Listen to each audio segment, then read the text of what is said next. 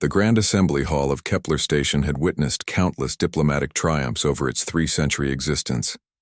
Representatives from 47 species had signed treaties, forged alliances, and maintained the delicate peace that held the Galactic Federation together. But today, as Ambassador Sarah Chen stood before the towering crystalline podium, the very foundations of that peace trembled. The crisis had begun 6 months earlier, when the Zephyrian Collective accused humanity of violating the sacred protocols, ancient laws that governed resource extraction in contested systems. The evidence was damning. Human mining vessels had stripped 3 asteroid belts clean, leaving nothing for the indigenous silicon-based life forms that called those rocks home. "Barbarians," the Zephyrian delegate had hissed through his translation matrix. "Your species takes without asking, consumes without restraint. You are no better than the devourers of old." The accusation had sent shockwaves through the assembly. Species after species began voicing their own grievances against humanity. The Altarians complained about human expansion into their traditional migration routes. The Centauri Confederacy cited violations of atmospheric preservation laws. Even humanity's oldest allies, the pacifist ethereals, had remained ominously silent. Now, as Sarah faced the sea of alien faces, some with eyes that glowed like stars, others with features that defied biological logic, she knew that humanity's membership in the Federation hung by a thread. One wrong word could trigger their expulsion, condemning Earth and its colonies to isolation in a hostile galaxy. The charges had been read, the evidence presented. According to Federation law, humanity had exactly one opportunity to respond before the final vote. Sarah's instructions from Earth were clear: deny everything, deflect blame, and buy time for the lawyers to find loopholes. But as she looked out at the assembly, Sarah saw something that made her blood run cold. These beings weren't just angry, they were afraid. Afraid of humanity's rapid expansion, their technological advancement, their seemingly inexhaustible appetite for growth. The charges were just an excuse. This was about power, about preventing humanity from becoming too influential in galactic affairs. The speaker, an ancient being whose species had helped found the Federation, gestured for silence with one of his 6 arms. "Ambassador Chen, you may present humanity's defense." Sarah activated her translation matrix and stepped forward. Every eye in the chamber fixed upon her. The weight of her species' future pressed down like a physical force. "Honored delegates," she began, her voice steady despite the chaos in her mind. "I stand before you not to deny the charges against my people, but to ask a simple question." Murmurs rippled through the assembly. This wasn't the deflection they'd expected. "The question is this: when did justice become a tool for fear?" The murmurs died. Sarah continued, her voice growing stronger.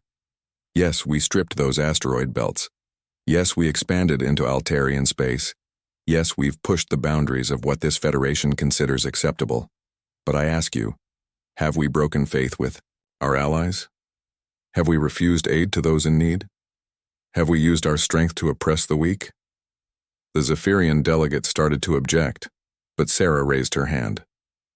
6 months ago, when the hegemony invasion fleet appeared at the rim, who answered the distress calls first? When the plague swept through the outer colonies, who shared their medical technology freely? When the Void Hunters returned from the dark between galaxies, who stood on the front lines?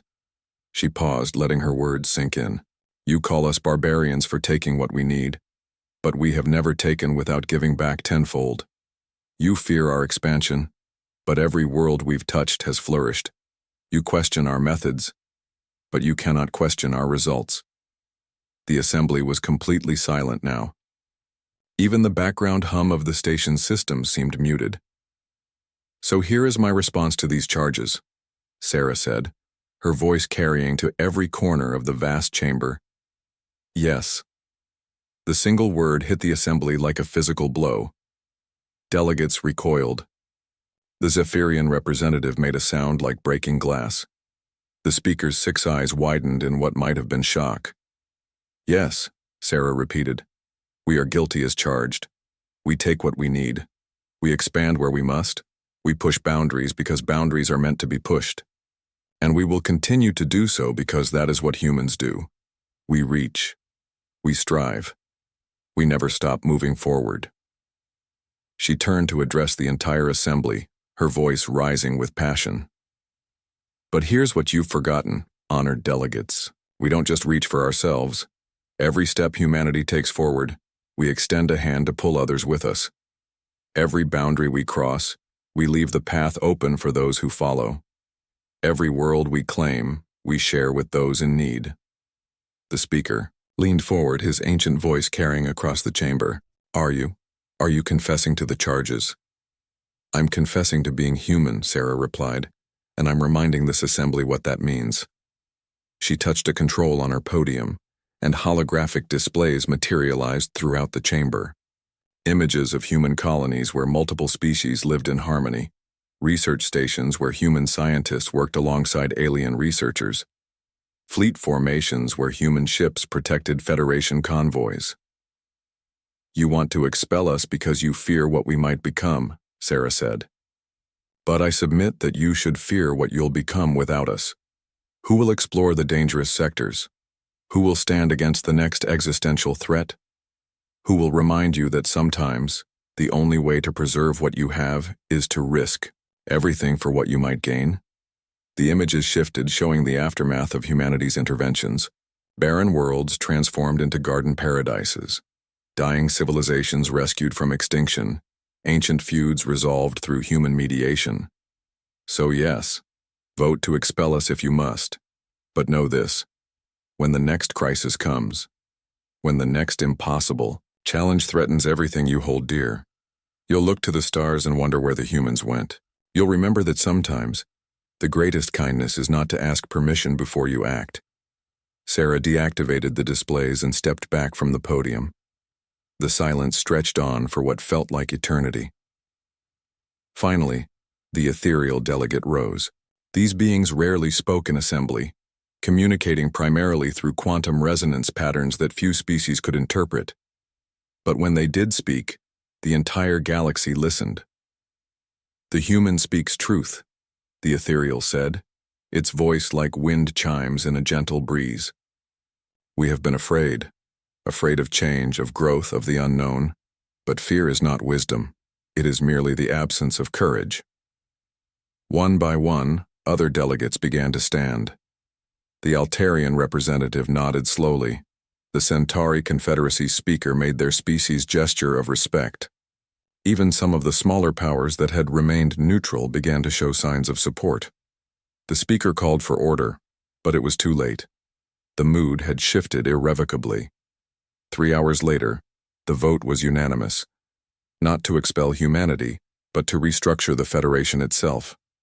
The new charter, drafted in emergency session, established humanity as the Federation's primary expansion force, tasked with exploring dangerous sectors and establishing new colonies. Other species would follow, bringing their own gifts of knowledge, technology, and culture. It wasn't quite the Earth-dominated alliance the title had suggested, but it was close enough. Humanity had shattered the old order with a single word, yes, and rebuilt it stronger than before. As Sarah walked through the station's corridors afterward, she reflected on the irony. They had expected her to deny the charges, to make excuses, to beg for forgiveness.